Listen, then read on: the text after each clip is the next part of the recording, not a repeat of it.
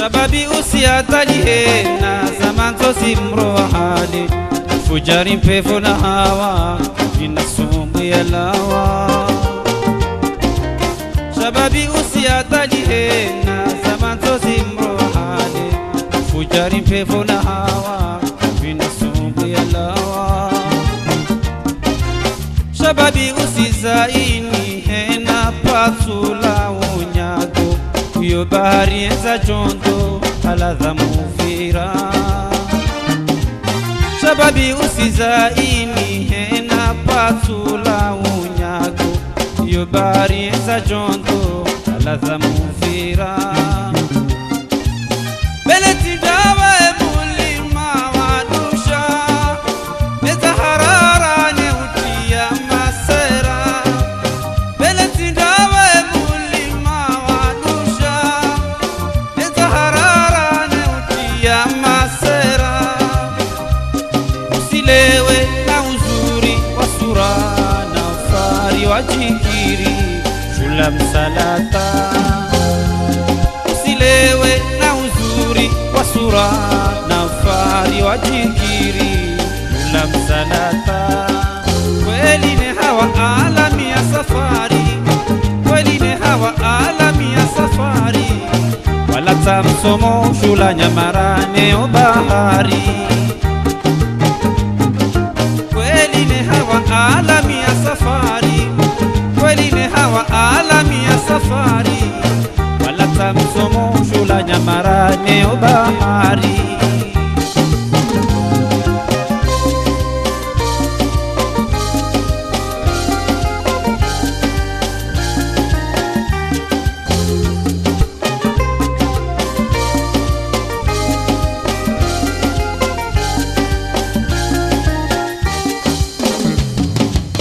shababi mwenye urango pasua wambamba waleo avera ya whisky hatari siga mshogoro yobiri shababi mwenye urango pasua wambamba waleo avera ya whisky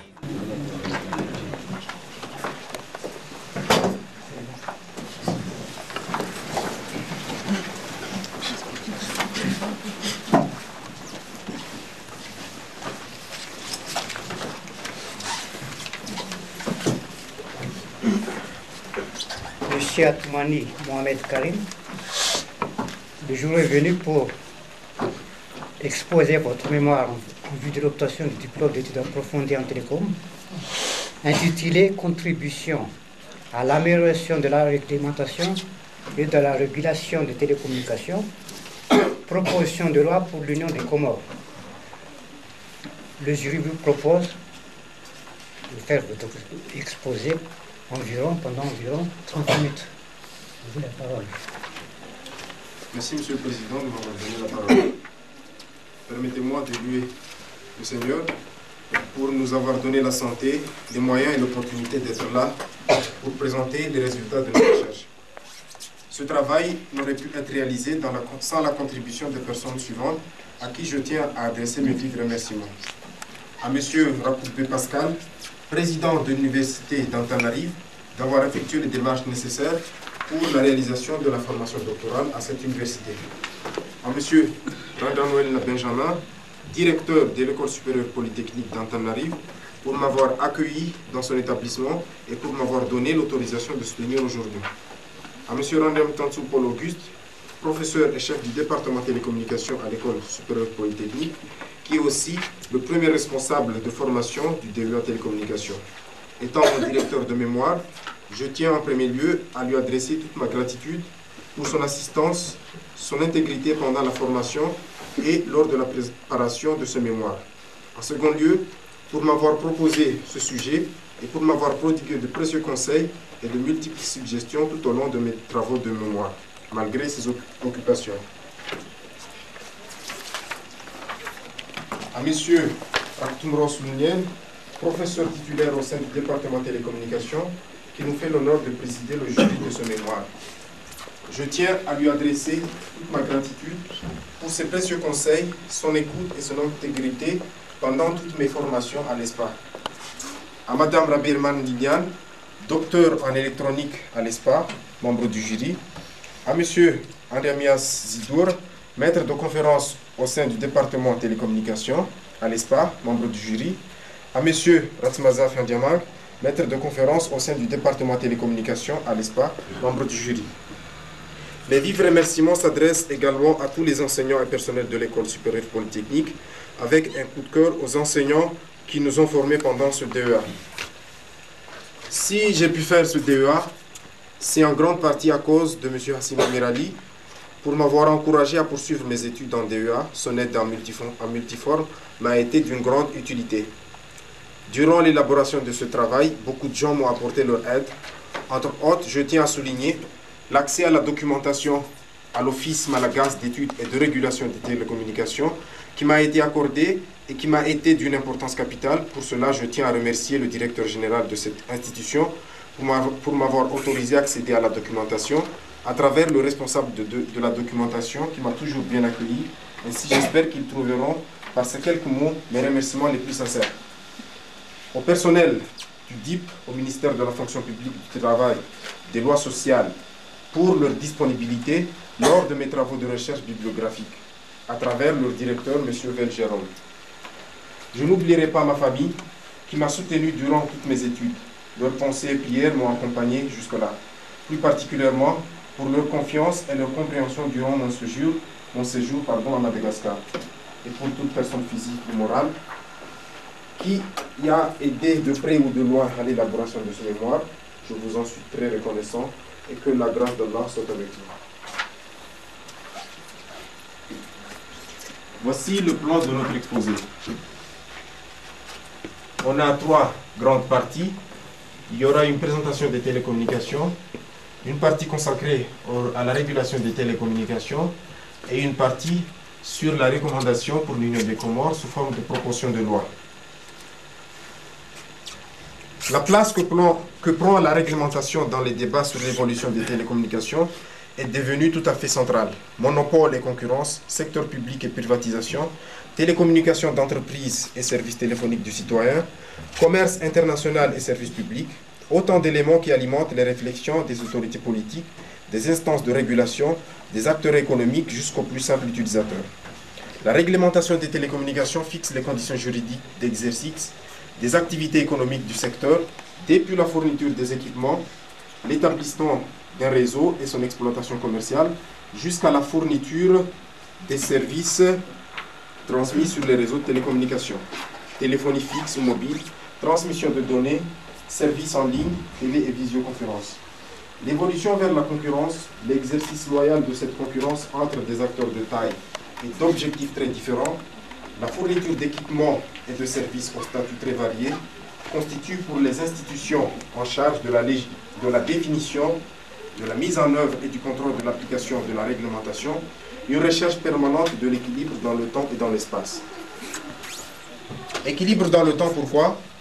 Parce que d'un côté, le secteur s'appuie sur des investissements lourds dont le financement ne peut que s'inscrire dans la durée, et de l'autre, l'évolution technique rapide exige de la souplesse et de la célérité dans les décisions économiques.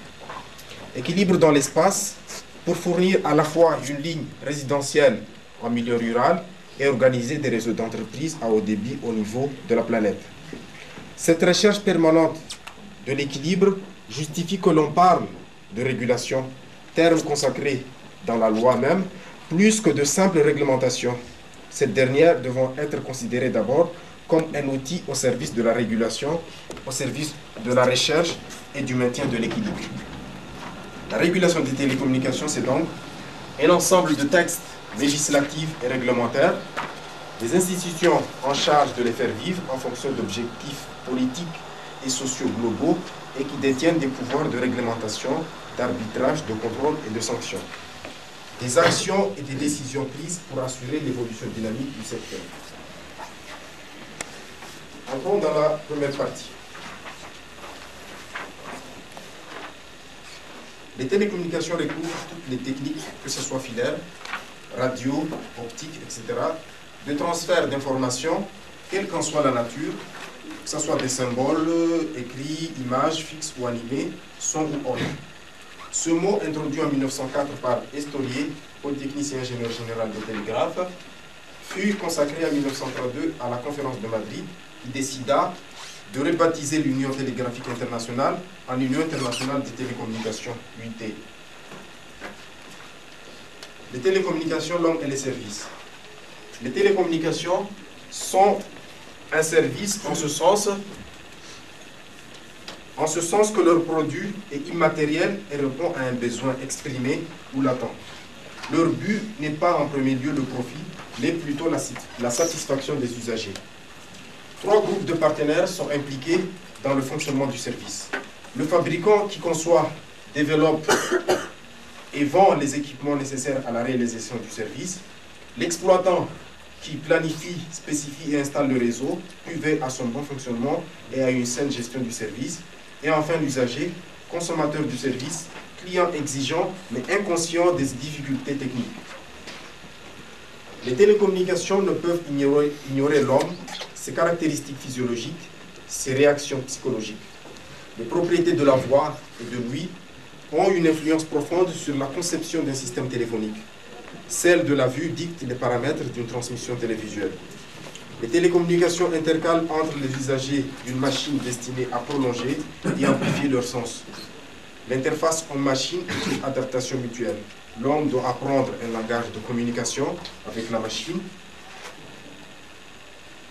code télégraphique, composition des numéros d'appel sur un poste téléphonique. La machine doit accepter l'homme tel qu'il est, compte tenu des fluctuations tel qu'il est, c'est-à-dire résister aux erreurs de manipulation, admettre de grandes variations de niveau sonore, tenir compte des fluctuations statistiques des paramètres humains. Pour l'exploitant aussi, l'interface homme-machine détermine l'efficacité de la maintenance et de la gestion. Le personnel d'exploitation doit pouvoir entrer en dialogue avec la machine à un niveau plus ou moins élevé selon le degré d'automatisation de ses fonctions. L'homme intervient dans les systèmes de télécommunication à double titre. Comme source et destinataire de l'information transmise, à ce titre, il impose son type d'information, son débit et ses exigences de qualité. Le dialogue a lieu d'homme à homme à travers la machine. Il intervient en tant comme élément de commande aussi, dictant ses ordres au système, recevant ses réactions en retour. Le dialogue a lieu entre l'homme et la machine selon un code convenu dont le niveau de technicité doit être adapté aux possibilités des usagers. Maintenant, on aimerait voir le rôle des télécommunications dans l'amélioration du développement humain. Il importe de savoir dans quelle mesure les télécommunications et l'éthique contribuent à l'objectif global du développement humain. Le concept du développement humain est large et les télécommunications et l'éthique influencent certains domaines plus que d'autres, en particulier les domaines suivants: le développement économique, la gouvernance, l'éducation, la santé, l'environnement, l'interaction sociale et l'identité culturelle, ainsi que les divertissements. Concernant la normalisation est un acte primordial dans le domaine de la communication. En effet, il faut que tout utilisateur connecté au réseau soit apte à recevoir et à transmettre des informations destinées à l'ensemble des participants, ou tout au moins au groupe d'utilisateurs qui veulent communiquer. Il faut se mettre d'accord sur l'ensemble des éléments nécessaires à la communication pour que les échanges puissent s'effectuer. Les règles à respecter des deux côtés de la communication s'appellent des protocoles. La plupart des constructeurs informatiques se sont forgés leurs propres règles pour que leurs différents matériels communiquent. C'est ce que l'on appelle des architectures de communication constructeurs ou propriétaires. Le rôle de la normalisation de l'UIT. L'UIT, ou Union internationale des télécommunications, est une organisation mondiale qui regroupe des membres du secteur public et du secteur privé compétents pour les questions de télécommunications. Il a pour mission d'étudier des normes de télécommunications universelles et ce domaine d'activité prioritaire sont actuellement les réseaux IP et la mobilité IMT 2000. Les taxes de répartition et la GII ou Global Information Infrastructure ou Infrastructure mondiale de l'information. Maintenant, on va voir la partie régulation des télécommunications. En effet, la réglementation, c'est l'ensemble des règles, de règlements, de prescriptions qui concernent un domaine particulier.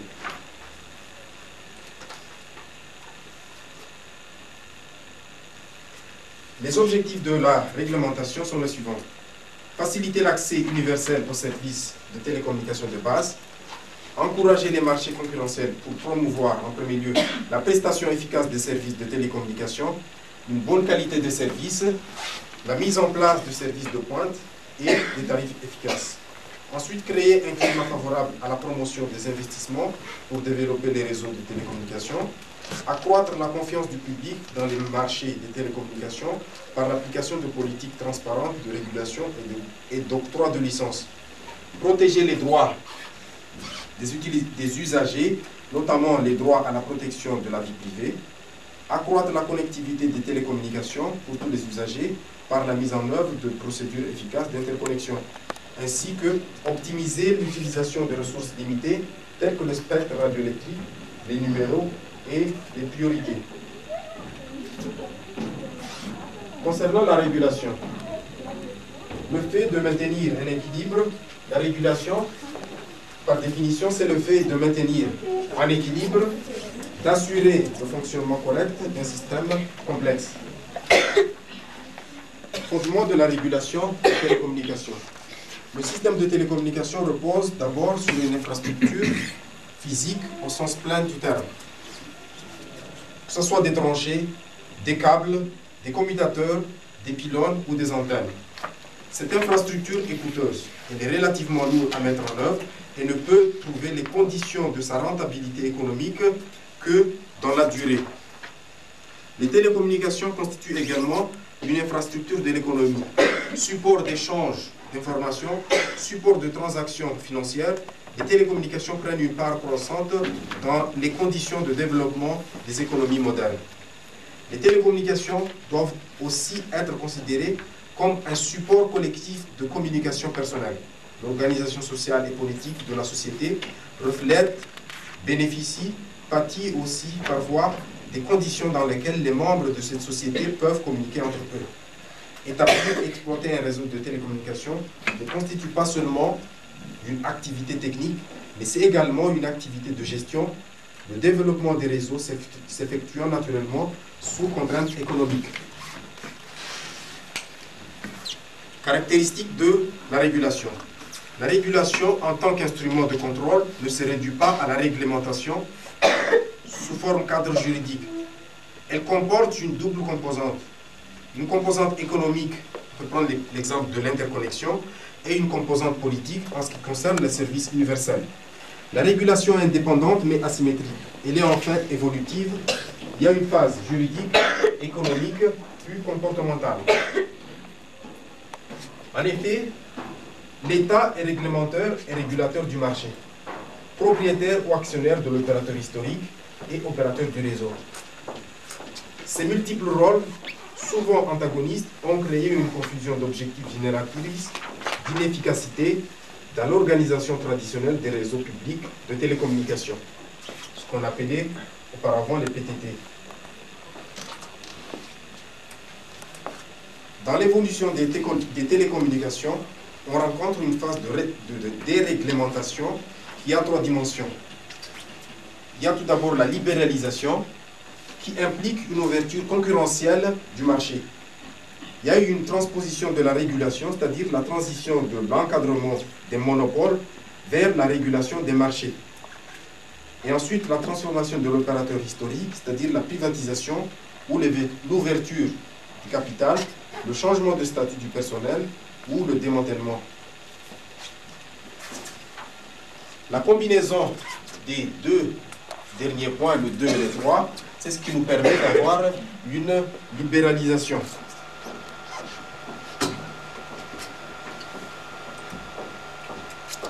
D'après cette source de l'UET, on voit les différentes étapes du processus de libéralisation. En effet, les administrations publiques en régime monopole doivent évoluer en entreprises fonctionnant suivant les règles du secteur privé, tout en leur dotant d'une certaine autonomisation.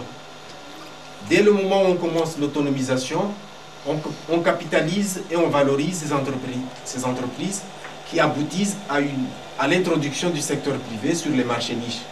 Mais parallèlement à l'introduction du secteur privé, il y a une nécessité de créer un régulateur national. Ce régulateur national qui évoluera vers un régulateur autonome et indépendant, tandis que tous les sociétés vont être dans une situation de concurrence dans un secteur privé ou semi-privé.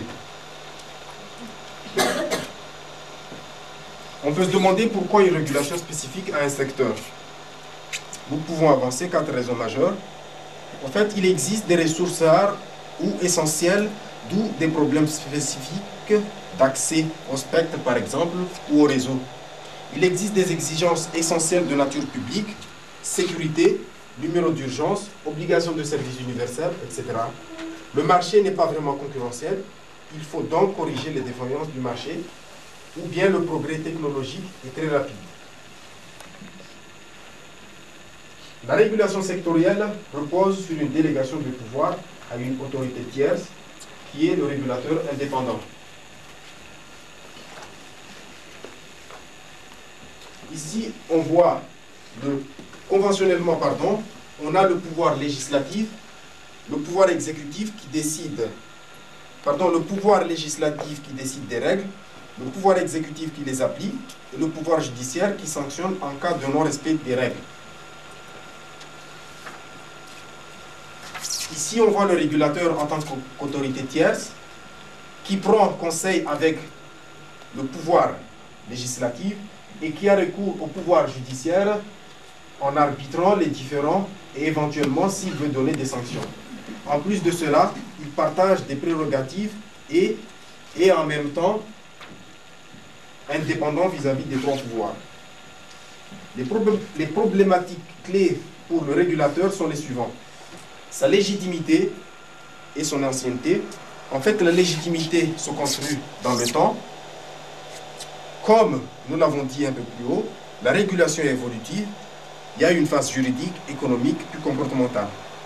Sa compétence et son indépendance, au point de vue de ses ressources, ses nominations, il doit pouvoir révoquer quelqu'un quand il le veut. La durée des mandats doit être limitée dans le temps aussi. Sa fonction de médiation et de régulation économique. Et on a quelques outils cruciaux en ce qui concerne l'interconnexion, l'arbitrage et les sanctions. En fait, l'application des sanctions sera un bon indicateur des pouvoirs du régulateur.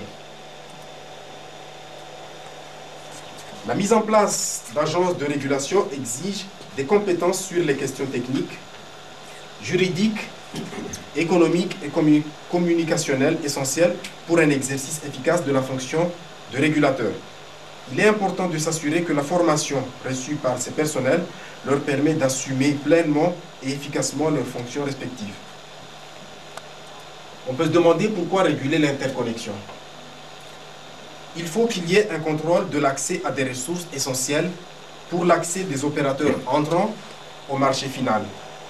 Les prix d'accès ni trop bas, ni trop élevés. Il y a un risque d'abus de position dominante de la part de l'opérateur historique. Tarif d'accès trop élevé. Il y a un risque de prédation par effet de ciseau entre le prix du service final qui est bas et le prix du service intermédiaire d'interconnexion qui est élevé. Objectif de la politique d'interconnexion. L'objectif de cette politique, c'est de créer des conditions propres à attirer les investissements en favorisant la mise en place de nouveaux entrants. Pas d'investissement possible sans un système efficace d'interconnexion. Assurer une concurrence équitable entre réseaux interconnectés, c'est-à-dire éviter les abus de position dominante, éviter les effets prédateurs de part et d'autre. Un système juridique et réglementaire asymétrique. En effet, des droits et obligations identiques pour opérateurs majeurs et nouveaux entrants ne permettent pas d'atteindre les objectifs fixés de la politique d'interconnexion. Les opérateurs majeurs doivent avoir plus de contraintes pour favoriser l'émergence de nouveaux entrants. Lorsque le secteur des télécommunications sera réellement et pleinement compétitif, il sera alors possible de revenir sur ces contraintes et supprimer progressivement cette asymétrie. Ici, on a un schéma récapitulatif.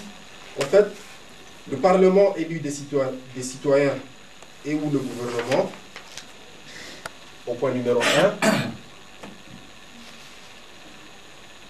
1, définit et légitime les objectifs de la régulation, et puis, au point numéro 2, exerce une tutelle surveillance politique sur les entreprises publiques. Le régulateur sectoriel ayant été légitimé par le Parlement, en collaboration avec le régulateur de la concurrence, concrétise et applique les règles de la régulation aux entreprises publiques et aux opérateurs privés. Ces acteurs étant en concurrence directe dans le but de produire, de délivrer ou de commercialiser le service universel, les biens et les services livrent aux usagers et consommateurs.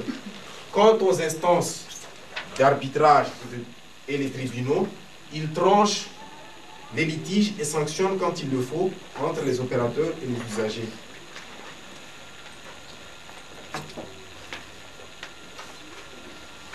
La gestion des fréquences est définie par l'UIT comme étant une combinaison d'actions administratives et techniques nécessaires pour assurer l'exploitation du plus grand nombre possible de voies radioélectriques par les stations de différents services de radiocommunication dans une partie donnée du spectre des fréquences à un moment quelconque sans causer ou subir de brouillage préjudiciable.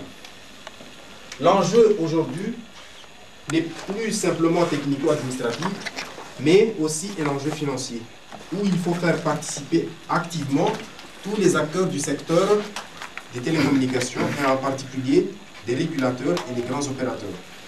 Le développement social, culturel, économique et industriel des pays entraîne une évolution des techniques radio et une demande sans cesse croissante de nouveaux services de télécommunications, se traduisant par un encombrement de plus en plus grand du spectre. Ici, on voit le spectre radio du VLF, Very Low Frequency, jusqu'à Extra High Frequency. On voit le régulateur les régulateurs nationaux et les opérateurs sont séparés par les paramètres qui nous intéressent dans la gestion du spectre.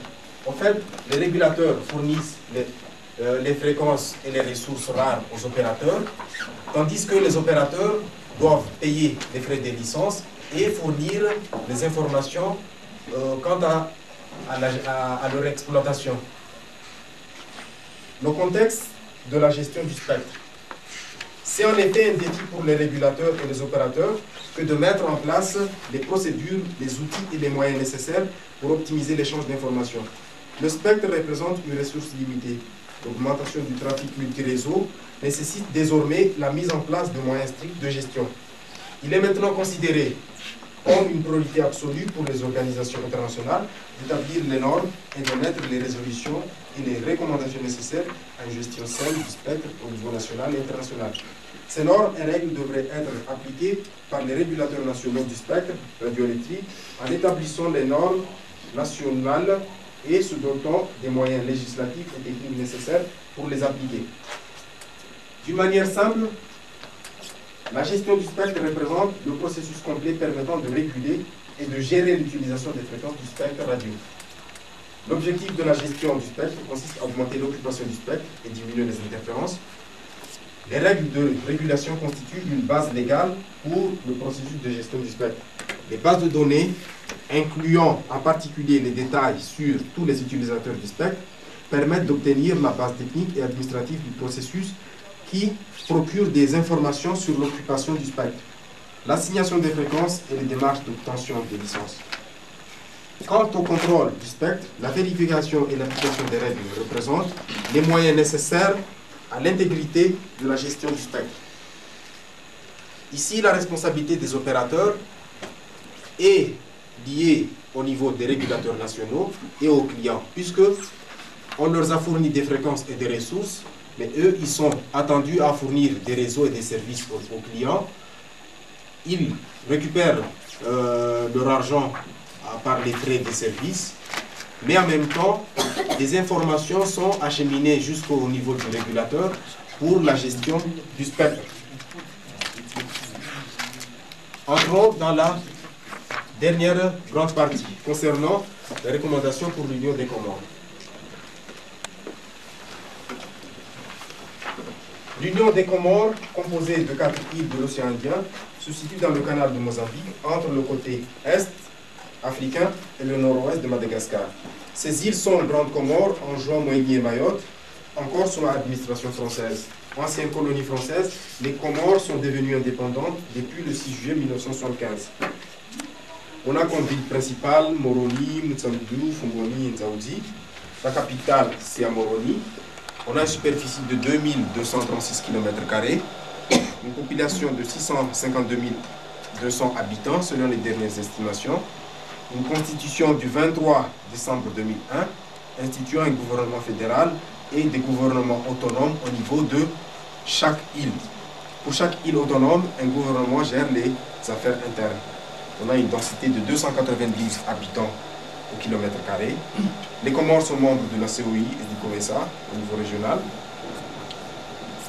Quant tous les services de télécommunication, aux Comores sont en situation de monopole. Concernant les constats et recommandations,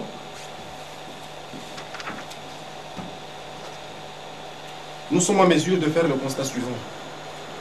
Les ressources financières de l'État comorien seront en diminution continue si d'autres sources de recettes que les droits de douane ne sont pas identifiées au plus vite. Ceci est dû au fait que les recettes de l'État sont actuellement à hauteur de 80-85% composées de recettes douanières. Or, l'Union des Comores est membre de la COMESA qui prévoit une réduction des droits de douane vers l'extérieur et l'intérieur. Les dépenses de l'État sont régulières tandis que les recettes douanières sont perçues irrégulièrement. Cependant, d'autres sources de recettes doivent être identifiées le plus vite possible pour anticiper les pertes de recettes douanières. La relance, entre autres, du secteur privé peut résoudre en partie ce problème et s'inscrit d'ailleurs dans le cadre de la mise en œuvre de la stratégie de croissance et de réduction de la pauvreté, qui constitue désormais le cadre stratégique de référence en matière de développement économique et social aux Comores. Parmi les secteurs prioritaires qui pourraient être retenus pour la relance du secteur privé, nous proposons un secteur stratégique qui est celui des nouvelles technologies de l'information et de la communication. En effet, ce secteur offre un potentiel structurant très important dans la nouvelle économie mondiale, mais suppose que plusieurs conditions préalables soient satisfaites, entre autres, l'inscription du pays dans la voie de l'adoption de politiques concrètes visant à libéraliser le secteur des télécommunications, la disponibilité adéquate et régulière d'énergie électrique sur les 3 îles, la mise en place d'infrastructures à haut débit dans les 3 îles dans un premier temps, puis raccorder l'Union en l'occurrence par fibre optique dans la sous-région, permettant de tirer les réels avantages des nouvelles technologies de l'information et de la communication. Une fiscalité nulle sur les importations de matériel informatique et de communication, un investissement massif en éducation scientifique de base, en informatique et en télécommunication, incluant les NTIC de l'ensemble des opérateurs privés et de la jeunesse. Vu la contribution significative en termes de formation du PIB, d'emploi, de satisfaction des besoins alimentaires de base et de recettes d'exportation de l'agriculture et à l'économie comorienne, et le fait qu'elle génère environ 40% du PIB, 80% des emplois et près de 90% des recettes budgétaires, la mise en place de la réforme institutionnelle dans le domaine des télécommunications ne peut que donner un apport important d'oxygène à ce secteur. On peut prendre l'exemple d'un agriculteur ou d'un pêcheur qui voit sa production excédentaire pourrir sur les marchés nationaux. Or, avec des structures de communication adéquates basées sur l'éthique, il pourrait avoir des perspectives pour écouler l'excédent dans les marchés régionaux en temps opportun. Ce qui se passe actuellement, les producteurs se demandent pourquoi produire plus par rapport à l'année précédente, et donc la production ne fait que diminuer. Des bénéfices considérables ont été enregistrés dans le secteur des télécommunications ces dernières années aux Comores. Ce qu'on peut se demander, c'est à quel prix. En effet, si la libéralisation du secteur a été entreprise et achevée depuis longtemps, les consommateurs auraient pu en bénéficier en masse du fait de la concurrence. Le fait que la Société nationale des postes et télécommunications soit en voie de privatisation est une bonne chose, mais dans les conditions où cette privatisation se fait, peut être mise en cause dans la mesure où, faute d'une autorité de régulation indépendante, l'opérateur historique est en train de créer un cadre dans lequel il évoluera sans doute tôt ou tard avec des concurrents.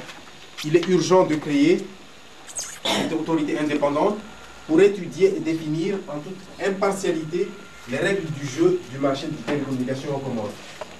En effet, la condition essentielle pour le développement de la concurrence dans un marché libéralisé est de permettre en premier lieu aux consommateurs comoriens de choisir librement leur opérateur et d'avoir accès aux services de tout opérateur autorisé. Ainsi, afin de mener à bien la réforme institutionnelle, il s'agit de créer les conditions aptes à assurer totalement l'accès aux infrastructures et aux services non seulement aux consommateurs, mais aux opérateurs qui pourraient se heurter à des obstacles auprès de l'opérateur historique dominant sur le marché. Les points clés de la proposition de loi sont les suivants. L'affirmation de l'objectif d'établir et de la mise en place effective des mécanismes d'une concurrence sur l'ensemble du marché des télécommunications comorien. L'instauration de 3 régimes, le régime de la licence, le régime de la déclaration et un régime libre avec assouplissement des conditions pour y adhérer.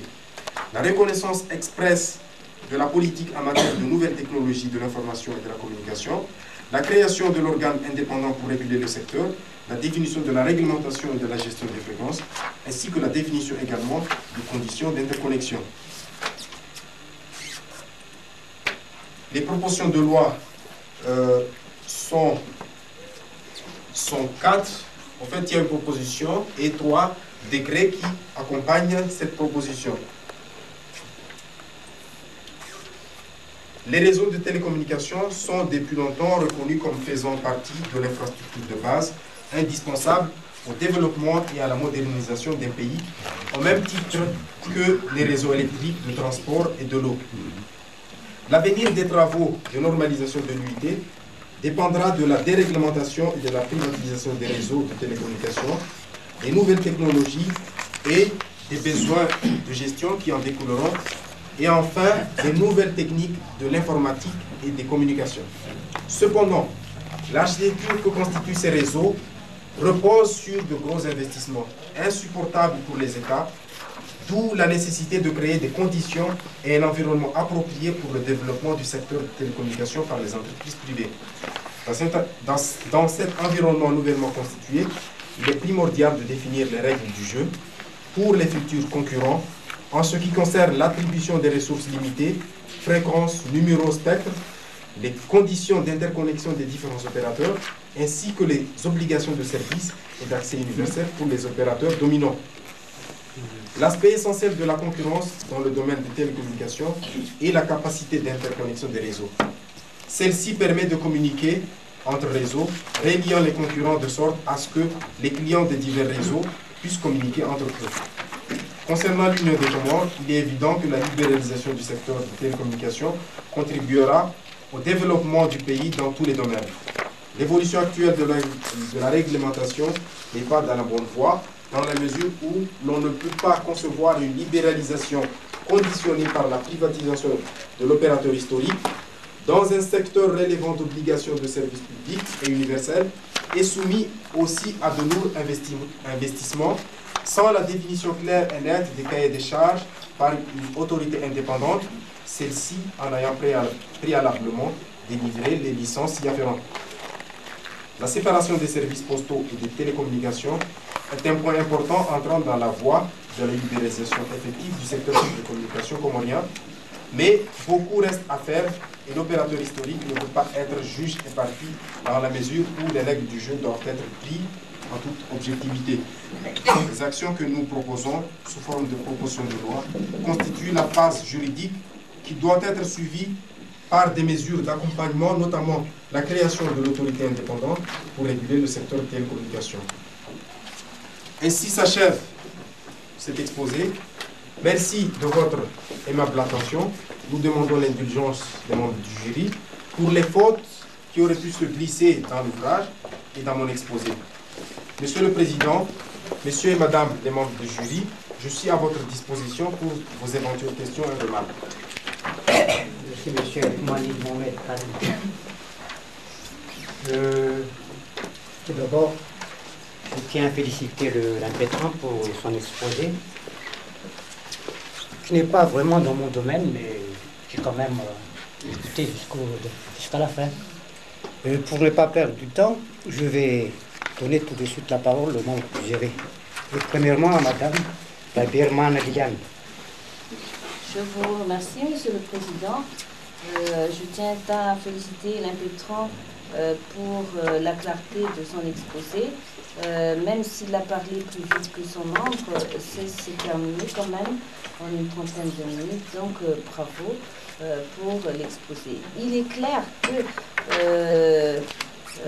faire un exposé d'une trentaine de minutes sur le travail que vous avez fait n'est pas suffisant, mais vous avez quand même pu arriver jusqu'au bout. Tout d'abord, donc, concernant le livre, vous avez bien fait de nous rappeler qu'il y a certaines imperfections. Donc là, je passe sur les fautes, etc. Concernant la bibliographie aussi, vous avez bien fait de nous donner les ratas. Seulement, concernant le titre des chapitres, est-ce que c'est le nom? J'ai l'impression que le titre de chapitre doit être quand même avoir une taille beaucoup plus grande que le titre du paragraphe. Mais est-ce que c'est la norme Alors, le bouquin a taille 12. Même les titres des chapitres. Même les titres des chapitres. D'accord. Bon, donc je suis ici. En page 7, où vous avez parlé, page 7, où vous avez parlé de la croissance du trafic des données est 10 fois supérieure à celle du trafic téléphonique. On aurait bien voulu avoir des chiffres, sinon ça devient une affirmation que l'on ne peut pas vérifier. Est-ce que vous pouvez mettre entre parenthèses les statistiques qu'on a données à propos donc, de cette croissance du trafic de données supérieure. Ça, c'est donc en ce qui concerne les remarques. Alors, je passe maintenant aux questions. Tout d'abord, une première question. Où est l'apport donc de votre formation en DEA sur le thème de votre sujet de l'année? Merci madame pour la question. En effet, ayant fait mon ingénierat ici à l'École supérieure polytechnique, on a reçu une formation d'ingénieur basée surtout sur tout ce qui est aspect technique et pratique sur les télécommunications. Même si on a vu quelques concepts économiques de gestion durant notre formation, mais lors de la préparation de ce mémoire, j'ai pu quand même approfondir des notions, des concepts de normalisation législative que je n'avais pas vu lors de ma formation d'ingénieur. D'accord, donc ça complète donc un peu votre formation purement technique, si j'ose dire.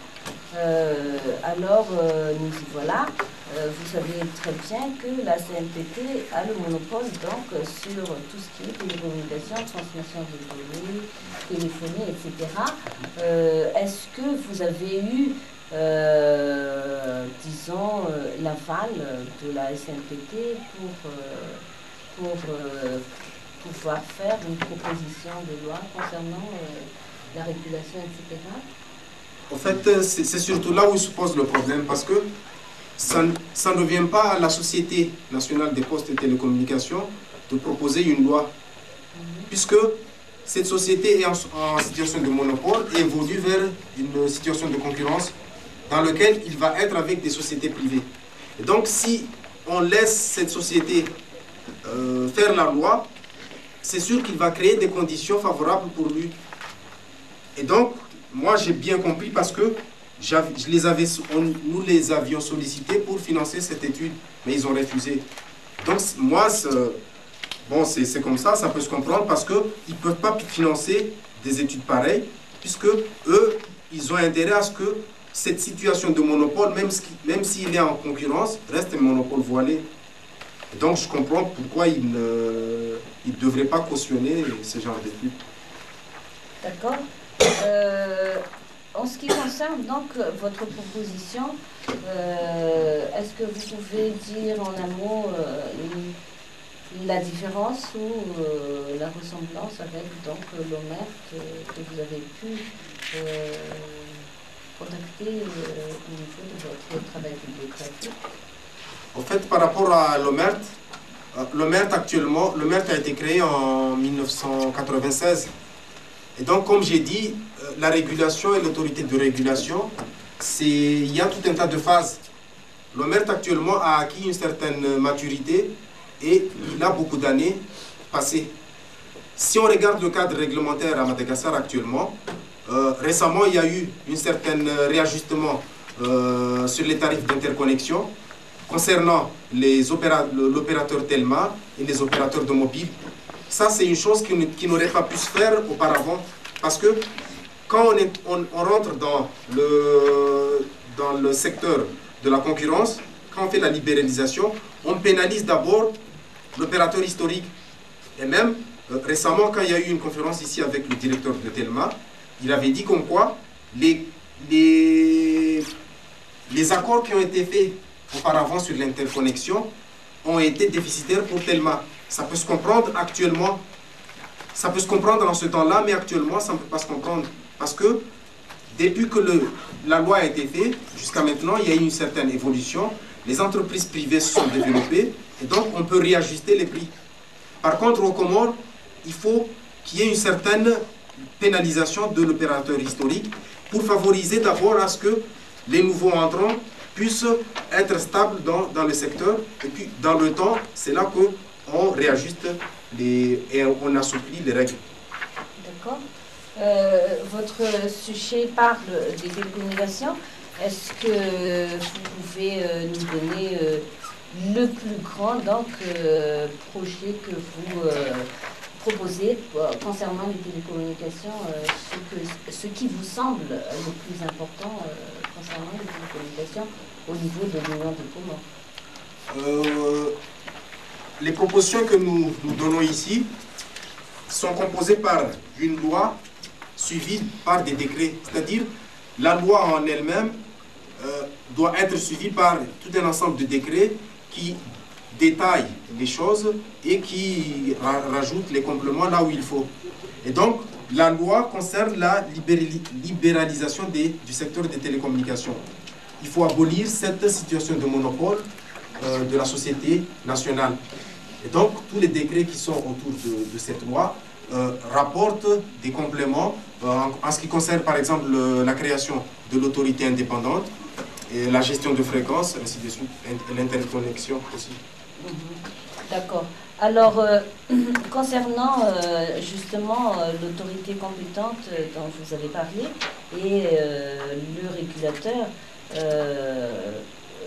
je pense, si j'ai bien compris votre exposé, je pense que votre place, ce serait dans cette autorité compétente. Alors, vous savez donc que vous allez naviguer, si l'on peut dire, à contre-courant, puisque tout le monde va vous montrer du doigt en restant aux commandes, en disant c'est lui le régulateur qui peut nous changer de la vie quotidienne. Alors, est-ce que vous êtes prêts à affronter donc cette bataille qu'il y aura à faire en rencontrant en effet, si j'ai fait cette étude, ce n'est pas plus particulièrement du travail dans d'éventuelles futures autorités indépendantes. Mais moi, en faisant le DEA, je réfléchis et je donne des propositions. Par contre, le fait que les gens vont dire que je suis celui qui abolit la situation de monopole ou pas. L'histoire a montré que même si, après introduction de la libéralisation, il y a toujours des bénéfices qui se font. Parce que moi, je ne lutte pas contre la SNPT, ni contre les Comoriens, mais c'est pour que les services soient rentables, pour que les services soient accessibles à tous. Je ne vois pas pourquoi les gens vont m'incriminer pour ça. Et même la société nationale a intérêt à ce que d'autres sociétés privées se développent. Parce que si on regarde ici maintenant, c'est Telma qui a la gestion de la fibre optique. Mais Telma prévoit d'allouer cette fibre optique aux différents opérateurs mobiles. Quand ils veulent mettre un BTS qui se trouve à Ilaf, ils n'ont pas besoin de louer une liaison satellitaire. Mais avec la fibre optique, ils peuvent acheminer leurs données aussi. Et donc, il n'y a pas c'est pas la guerre entre les opérateurs, mais on assouplit les conditions pour que tout le monde puisse avoir accès à ces ressources. Et en plus, si on regarde le cadre actuel qui est des télécommunications sous forme de monopole, les bénéfices qui ont été engrangés par la société nationale sont énormes. On pourrait penser que toute la population comorienne a accès aux télécommunications, ce qui est non. Et donc, on peut assouplir les conditions, entrer la concurrence pour que les services s'ouvrent au plus grand nombre. Oui, mais vous savez aussi que le système RIC qu'on vient d'implanter depuis quelques années aux Comores, ça appartient à la SNPT. Donc, que vous vouliez ou non, ce serait en contre-courant, comme je dis, l'évolution que vous proposez pour le pays. Mais en tout cas, ce n'est plus de notre ressort d'en discuter, mais je vous remercie donc pour les réponses que vous m'avez données. J'ai terminé, Monsieur le Président. Merci, Madame Rabirman Liliane. Maintenant, je donne la parole à Monsieur Andrémia Sidour. Merci, Monsieur le Président. Bon, je m'associe à Madame Rabirman, donc je vous félicite d'avoir terminé donc votre mémoire à temps et d'avoir exposé ici en quelques minutes, comme elle a dit tout à l'heure là, le contenu de 150 pages, presque 150 pages d'écriture. C'est un travail très difficile, mais vous avez pu donc, vous avez su faire ceci devant nous là. Bon, je vous ai écouté avec attention et je vous remercie d'avoir éclairci certains points que je n'ai pas compris dans votre mémoire, dans votre documentation. Bon, comme l'a fait remarquer Madame Rabirman Liliane, tout à l'heure, il y a quelques fautes là, mais ça n'enlève rien à l'importance de ce que vous avez fait. Donc, j'ai quelques questions à vous demander, pas beaucoup de questions. Bon, donc tout à l'heure là, Madame Rabirman Liliane aussi a demandé sur l'aval de la CNPT là. Vous avez proposé, puis après ils ont refusé, c'est ça? C'est au moment où nous avons commencé l'étude. J'aurais aimé souhaiter qu'ils financent l'étude, mais ils ont refusé. Oui. Mais c'était au début. Réellement, moi, je ne savais pas ce que j'allais découvrir à l'intérieur. C'est après que je me suis rendu compte qu'ils avaient intérêt, si jamais ils l'ont fait objectivement, de ne pas financer mon étude. Oui. Bon, maintenant que vous l'avez fait, est-ce qu'ils ne vont pas utiliser ça maintenant? Parce que la documentation, là, c'est public. Hein. Donc, ils peuvent maintenant, je ne sais pas, utiliser ce que vous avez fait maintenant sans, peut-être, je ne sais pas, sans rien dépenser, je ne sais pas. Mais c'est une question qui se pose. Ils vont maintenant utiliser peut-être ce que vous avez fait là pour... J'avais sollicité le financement de l'étude. C'était en premier lieu de pouvoir me rendre aux Comores pour voir les réalités qui concernent le secteur de télécommunications. Et donc, n'ayant pas pu être sur place, je ne peux pas évaluer ça vaguement comme ça, mais les coûts se situent surtout sur la création de l'autorité indépendante, puisque la loi se fait par... Ce n'est même pas la SMPT qui fait la loi, mais c'est le Parlement, sur proposition, le Parlement le valide, l'amende, ainsi de suite. Et c'est la création, la création concrète des institutions qui doit être financée. Et donc c'est sur ce point-là qu'il doit avoir un coût un peu plus élevé. Bon, donc en pratique maintenant, comment ça va évoluer? Quelles sont les différentes étapes pour que cette proposition soit... En fait, au Comores, on a un cadre législatif qui est en cours depuis 10 ans.